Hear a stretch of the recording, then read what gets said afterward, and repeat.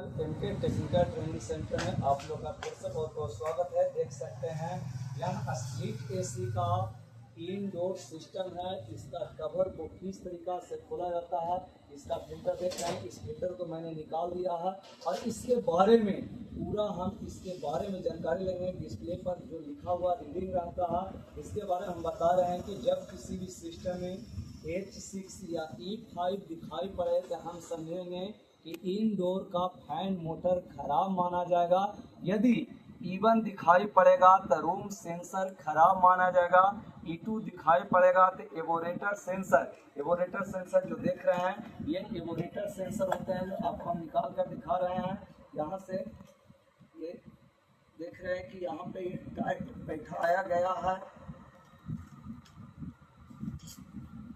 ये देख रहे हैं कि ये जो सेंसर है ये एवोरेटर सेंसर की पहचान होता है कि ये पित्तल की तरह एक टोपीनुमा आकृति होती है जो चिकना चाकन होती है। और जो रूम सेंसर होते हैं ये आपको हम दिखा रहे हैं कि रूम सेंसर जो काले नुमा दिखाई पड़ेगा ये रूम सेंसर होगा, और जो पित्तल की तरह दिखाई पड़ेगा ये एवोरेटर सेंसर होगा। दूसरा होता है कि डीएफ होता है फर्स्ट प्रोटेक्शन होता है, जो आउटडोर में किसी प्रकार की समस्या आती है इसके बारे में सूचित करता है।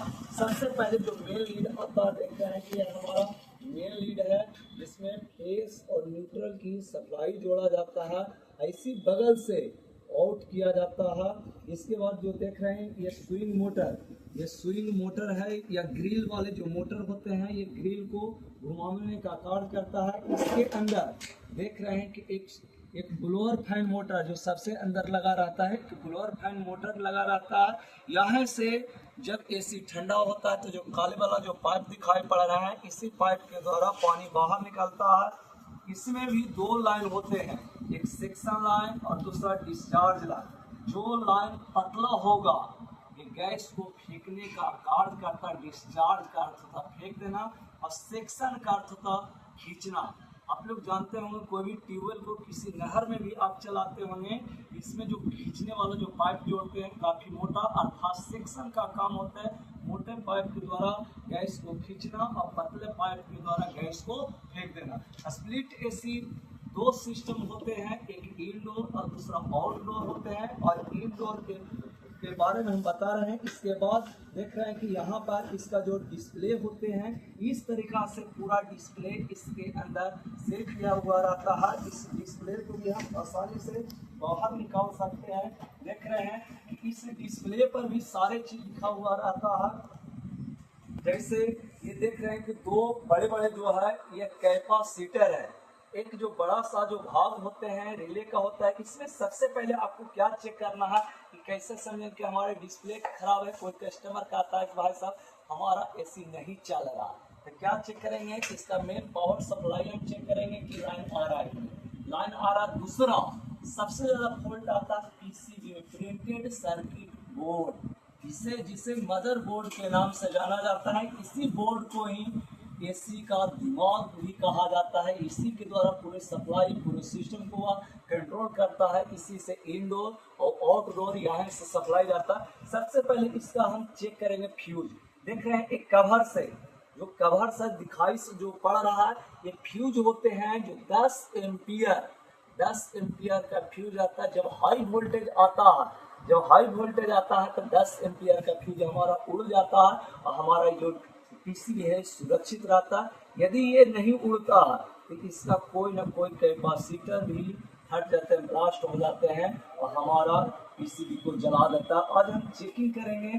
ये रूम सेंसर देख रहे हैं, ये रूम सेंसर को निकाल दिए हैं। और दूसरा ये दो सेंसर है, यहाँ पे नजदीक से दिखाइए, यहाँ पे लिखा हुआ रूम और दूसरा कॉइल सेंसर। यहाँ पे जो लिखा हुआ है जो उजला से जो भाग दिखाई पड़ रहा ये रूम सेंसर का सूचित करता है, ये कॉइल सेंसर को सूचित कर रहा।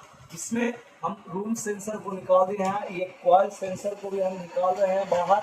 और यदि आपका सेंसर को किस तरीका से चेक करेंगे आपको हम दिखा रहे हैं कि सेंसर सबसे ज़्यादा सेंसर में ही प्रॉब्लम आते हैं। सेंसर के द्वारा हम किसी भी सिस्टम को सही कर सकते हैं। और आपको मिस्त्री भी बुलाने की कोई भी आवश्यकता नहीं पड़ती है।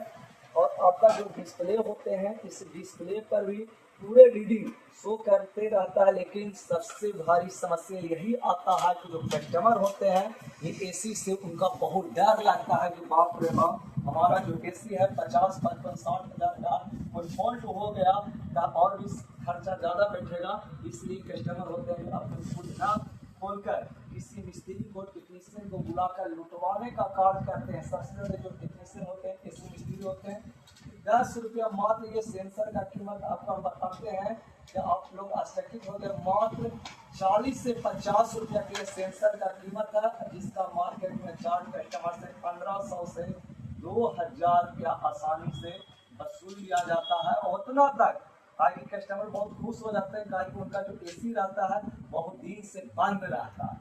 बंद रहने के कारण जो एसी का जो मजा ले लिया है वह भी बेचैन रहेगा। इसके कारण वह 2000 रुपया आसानी से दे देते हैं। ये बहुत आसानी सेंसर है, बहुत कुछ नहीं, ये एवोरेटर को स्विच करता है।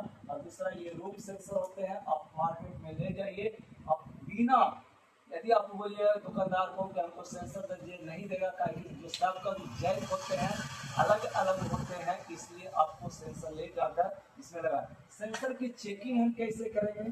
सबसे पहले देख रहे हैं कि डिजिटल कैलेंडर हमारा जो डिजिटल कैलेंडर है खराब हो गया, शॉर्ट लग जाने के कारण हमारा डिजिटल कैलेंडर जल गया। कल हम नया डिजिटल कैलेंडर लाएंगे और इसको हम सबसे पहले चेक करने के लिए देख रहे हैं कि 20 किलो ओम पर हम सेट करेंगे। आपको एक दिन हम वीडियो बना के दिखा देंगे कि डिजिटल कैलेंडर को हम कैसे चेक करेंगे। बहुत सारे इसमें लिखा हुआ रहता किस तरीका से हम डिजिटल कैलेंडर रखेंगे। ये एसी मिस्त्री के लिए डिजिटल कैलेंडर रखना बहुत जरूरी है। यही कैलेंडर सारे फॉल्ट को बता देता है। इसी को हम चेक करते हैं। सबसे पहले 20 किलो ओम पर सेट करेंगे। सेट करने के बाद इसमें जो 2 पिन होते हैं, देख रहे हैं कि इसके अंदर 2 छिद्र होते हैं। इसी छिद्र में इसको हम देख रहे हैं कि इस पर यदि सटाते हैं दोनों पॉइंट पर तो हमारा कुछ न कुछ रीडिंग डिस्प्ले पर आना चाहिए। यदि आता है तो हमारा रूम सेंसर सही माना जाएगा।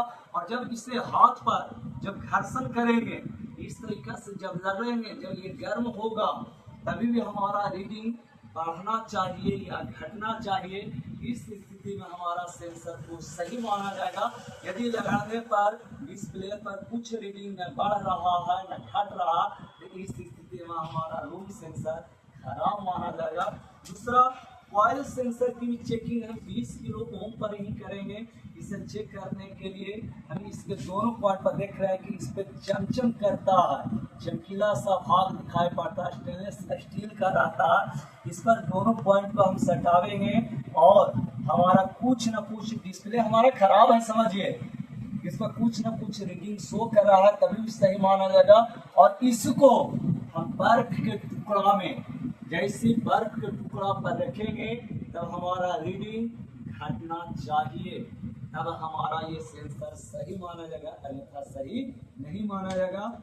और इसमें और भी ज़्यादा फॉल्ट नहीं आता। सबसे ज़्यादा प्रॉब्लम ये सेंसर का आता है। दूसरा प्रॉब्लम इसका फ्यूज जलता है। तीसरा प्रॉब्लम इसका